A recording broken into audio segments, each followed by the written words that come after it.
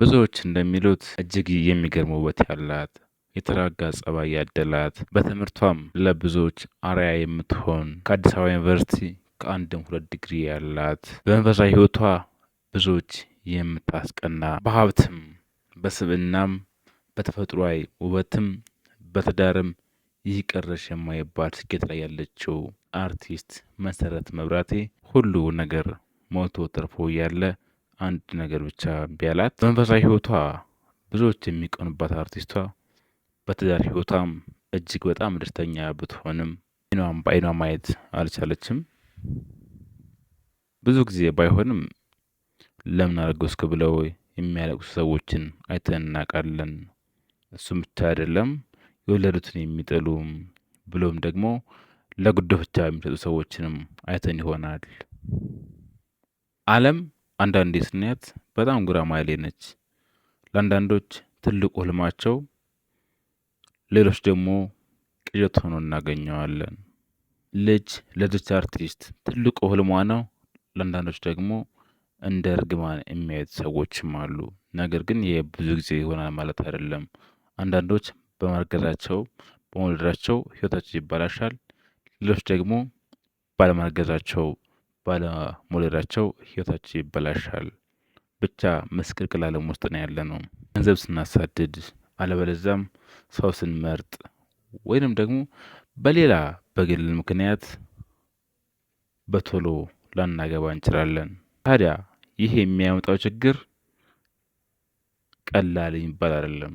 በቶሎ ወደ ትዳር አለመግባት፣ በጊዜው አለመሰብሰብ ቀላል የሚባል ችግር የለውም። ታዲያ አርቲስቷ የሚያጋጠማት ነገር ይህ ነው። ያገባችው ብዙዎቻችሁ እንደምታውቁት እድሜዋ 30ዎችን ካለፈ በኋላ ነበር። አስቡት እንግዲህ እድሜዋ ከገፋ በኋላ ያገባችው ደግሞ ተፈጥሯዊ በሽታ ሲጨመርበት እጅግ አስቸጋሪ ይሆናል። ገንዘብና ዝና ያልሸወዳት አርቲስት መሰረት መብራቴ በልጅ መባረክ አልታደለችም። ዓለም እንደዚህ ናት። ሙሉ ሆና አታውቅም። ሙሉ ሆኖ የኖረ ሙሉ ሆኖ የሞተም ሰው አይተን አናውቅም። ነገር ግን ቢዘገይም ለሁሉም ቀን አለው እንደሚባለው እግዚአብሔር መንጫ ሰዓት አለውና ሰዎችን የሚጎበኝበት ጊዜ ያለውና እድሜዋ 40ዎችን ከተሻገረ በኋላ የልጅ እናት ሆናለች። ይሄ በጣም ደስ የሚል ዜና ነው። እድሜዋ 40ዎቹ ካለፈ ከተጋመሰ በኋላ ልጅ መታቀፏን ሰምተናል። ባለቤቷም አቶ ዘውዱ ሽባባው ተስፋ ባለመቁረጥ በስተመጨረሻም የልጅ አባት ለመሆን በቅተዋል። ታዲያ ብዙዎቹን ግራ ያጋባው ነገር ይህ ነገር እንዴት ሆነ ነው። በጣም ለብዙ ዘመናት ሲሞክሩት የኖሩት ጉዳይ ነው። ከተጋቡ ከ10 ዓመት በላይ ሆኗቸዋል። የሷ እድሜ 40ዎቹን አጋምሳለች። ነገር ግን በወጣትነት ዘመኗ አምበላት ልጅ 40ዎቹን ከተሻገረች በኋላ መጥቷል ወይም እሹ ብላት ወልዳለች ወይም ደግሞ ትዳራቸው በልጅ ተባርኳል። ለዚህ ነው ብዙዎችን ግራ ያጋባው። እንዴት ነው እስካሁን ሲሞክሩ ቢሏቸው እንዴት በስተመጨረሻ ተሳካላቸው የሚለው ነገር ብዙዎችን እያነጋገረ ይገኛል። እንግዲህ በመግቢያ ላይ እንደነገርኳችሁ የአርቲስት መሰረት መብራቴና የባለቤቷ የአቶ ዘውዱ ሽባባው የልጅ ናፍቆት በስተመጨረሻ ተፈቷል ወይም ተሳክቷል። ይህ ነገር እንዴት ሆነ የሚለውን ከመናገሬ በፊት ወደ ኋላ ልመልሳችሁ። ምክንያቱም የአርቲስቷን የልጅ ናፍቆት ከስሩ ስናየው ምክንያቱ ደግሞ የቀድሞ ህይወቷ ወይም የቀድሞ የፍቅር አጋሯ እንደነበረ ይነገራል። አርቲስት መሰረት መብራቴ እድሜዋ 20ዎቹ አጋማሽ በነበረበት ሰዓት፣ ዝናዋ በጣም በጣራ በነካበት ሰዓት ከእውቁ የሙዚቃ ባለሙያ ሙላቱ አስታጥቄ ልጅ ጋራ ከኤፍሬም ሙላቱ ጋራ ፍቅር ግንኙነት እንደጀመሩ በሰፊው በወቅቱ በነበሩት ማህበራዊ ሚዲያዎች ላይ ይወራ ነበረ። እርግጥ ነው በዛን ዘመን እንደ ዛሬው ማህበራዊ ሚዲያ እንደዚህ አልተስፋፋም ነበረ። ቲክታክ አልነበረም። ነገር ግን በወቅቱ በነበሩት ማህበራዊ ሚዲያዎች ላይ በሰፊው ሲወራ የነበረው አርቲስት መሰረት መብራቴና ኤፍሬም ሙላቱ በቅርቡ ይጋባሉ፣ የቀለጠ ፍቅር ውስጥ ናቸው የሚል ወሬ በሰፊው ሲወራ ነበረ። እሷም ኢንተርቪው በምትደረግባቸው ቴሌቪዥን ጣቢያዎች ሁሉ ቀርባ የምትናገር ነበረ። አይ በቅርቡ እንጋባለን፣ ጨርሰናል። ስለዚህ እኔን የምታደንቁኝ የምታፈቅሩኝ ሁሉ ተስፋ ቁረጡ ብላ ብዙዎችንም ተስፋ አስቆርጣ ነበረ በወቅቱ። ነገር ግን ብዙም ሳይቆይ የአርቲስቷ የፍቅር ግንኙነት እንደተቋረጠ እንደቆመና ከኤፍሬም ሙላቱ ጋር ያላቸው ነገር ሙሉ በሙሉ እንደተዘጋ ራሷ አርቲስቷ በጊዜው ኢቲቪ ላይ በጣም ታዋቂ በነበረው አርሂቡ ፕሮግራም ላይ ቀርባ ተናገረች። አሁን ላጤ ነኝ፣ ነፃ ነኝ፣ የፍቅር ህይወቴ ቆሟል፣ አክትሟል ስትል ራሷ ተናግራ ነበረ። በዚህ የልብ ስብራት ምክንያት ሳታገባ ወይም የፍቅር ጓደኛ ሳይኖራት እድሜዋ ከሀያዎቹ ወደ 30ዎቹ ተሻገረ። ሁላችሁም እንደምታውቁት በተለይ ሴቶች እድሜያቸው ከገፋ በኋላ የመውለድም እድላቸው እየጠበበ ይሄዳል። በዛ ላይ ደግሞ የተፈጥሮ በሽታ ከታከለበት እጅግ አስቸጋሪ ይሆናል። አርቲስቷም ያጋጠማት ይህ ነበረ። እድሜዋ 30ዎችን ካለፈ በኋላ ከብዙ ሰዎች የሚሰማው ለምን አታገባም፣ በተለይ ከአድናቂዎቿ መች ነው የምታገባው፣ መች ነው የምትወልደው የሚል ነገር እሷንም ቤተሰቧንም ያስጨንቅ እንደነበረ ተናግራለች። ነገር ግን ይህን ሁሉ ነገር ለመስማት ለመርሳት ስሯ ላይ ብቻ ታተኩር ነበረ። በስራ አጋጣሚ ወደ ሀገር አሜሪካ ባቀናችበት ወቅት ነበረ ከአሁኑ ባለቤቷ ጋር የተገናኘችው። በስራ ምክንያት ወደ ሀገር አሜሪካ ታቀናለች።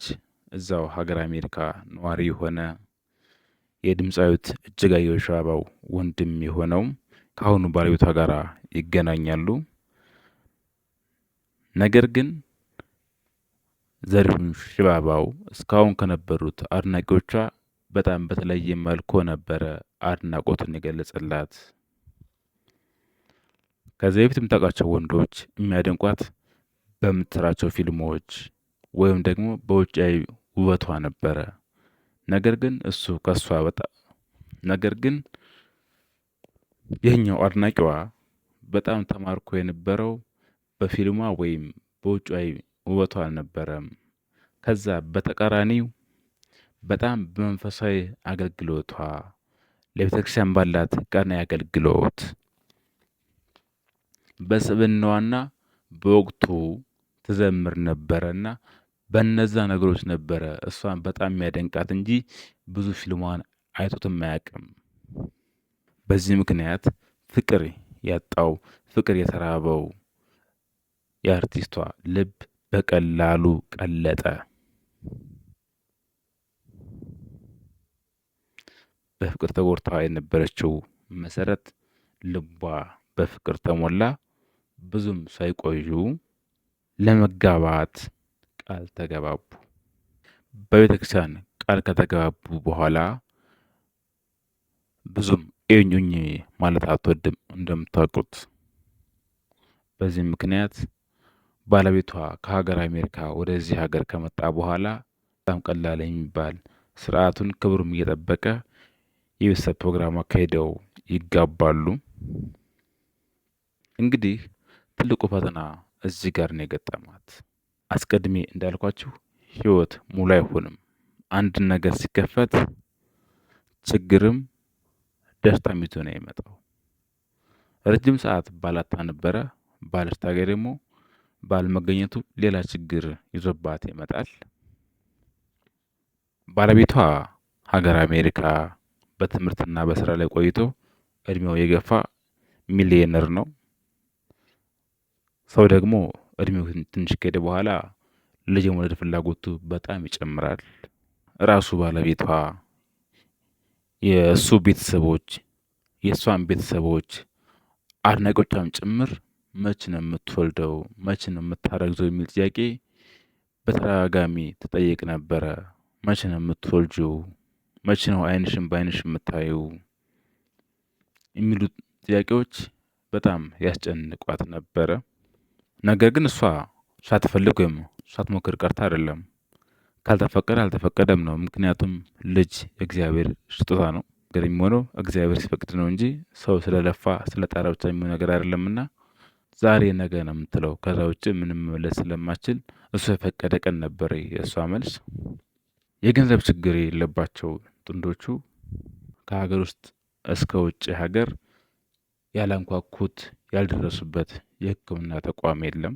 ነገር ግን በአንደኛውም አልተሳካም። ገንዘባቸውን ጨርሰው ሲደክማቸው በስተመጨረሻም ወደ ላይ ወደ ፈጠራቸው አምላክ ቀና ብለው መማፀን መለመን ይጀምራሉ። የፈጠረውን የማይረሳው አምላክ እንኳን የሚያገለግሉትን ማንም ቢሆን የማይረሳው አምላክ ልመናዋን ጸሎቷን ሰምቶ በስተመጨረሻ የልጅ እናት እንደሆነች ሰምተናል። በዚህ ሁላ ፈተና መሃል አልፋ ፈተናዋን ድል አድርጋ የአንድ ሴት ልጅ እናት ሆናለች። እቺ ሴት በትምህርቷ በመንፈሳዊ ሕይወቷና ብዙዎች ራሳቸውን ለማሳመር ብዙ ሰርጀሪ በሚሰሩበት በዚህ ወቅት በተፈጥሮ ብቻ ይቅረሽ የማይባል ውበት ባለቤትም ናት። ባለቤቷም እቺን ሴት ነው እንግዲህ በትዕግስት ለረጅም ዓመታት ያለ ተስፋ መቁረጥ የጠበቃት። በተስፋ የጠበቁትና የተማጸኑት አምላካቸውም አላሳፈራቸውም። የረጅም ጊዜ ጸሎታቸው ተሰምቶ ዘራቸው በልጅ ባርኳቸዋል። ጉዳዩም በሚስጥር እንዲያዝ ቢያደርጉትም ከቤተሰቦቿ በተሰማ የምስራች አርቲስቷ ከወለደች 1 ዓመት እንዳለፋት አረጋግጠውልናል።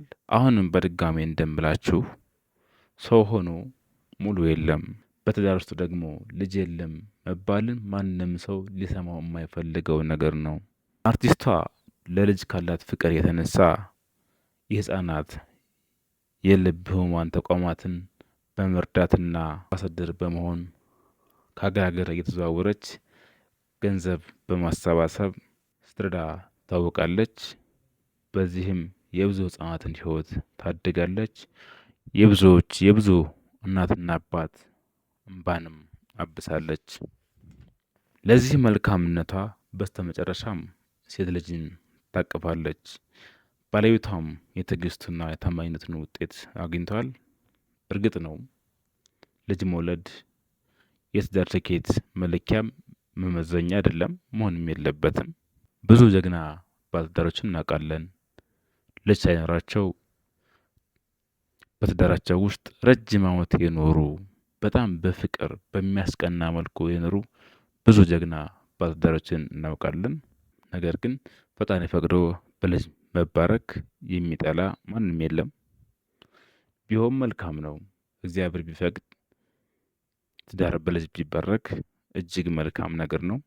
ምክንያቱም የሰው ልጅ እንዲሆንለት ከሚፈልገው የህይወቱ ምዕራፍ አንዱ ይህ ነገር ነውና ወይም ዘርን መተካት ነውና ሁሉም ሰው የሚፈልገው የሚመኘው አንዱ ይህ ነገር ነው። ግን በፍላጎት ብቻ የሚሆን ነገር አይደለም። ይህ የፈጣሪ ፍቃድ ነው እና የእሱ ፍቃድ በመጠበቋ በስተመጨረሻ ሴት ልጅ ለመሳም በቅታለች እላችኋለሁ። ሁላችንም የፈጣሪን ፍቃድ አርቲስቷን እንኳን ደስ አለሽ እያልን የእሱን ፍቃድ መጠበቅ መልካም እንደሆነ የሷ ህይወት ትልቅ ማሳያ መማሪያ ነው እያልን የዛሬን በዚያ በቃን። ለባለትዳሮች ፈጣሪ ትዳራችሁን ለባለትዳሮች ፈጣሪ ትዳራችሁን በልጅ ባርክላችሁ። ያላገባችሁ አግቡ። በቀጣይ በሌላ ቪዲዮ እስከምንገናኝ መልካም ቆይታ፣ ቸር ያገናኘን። ቻናሉን ግን ሰብስክራይብ ማድረግ አትርሱ። ቻው ቻው።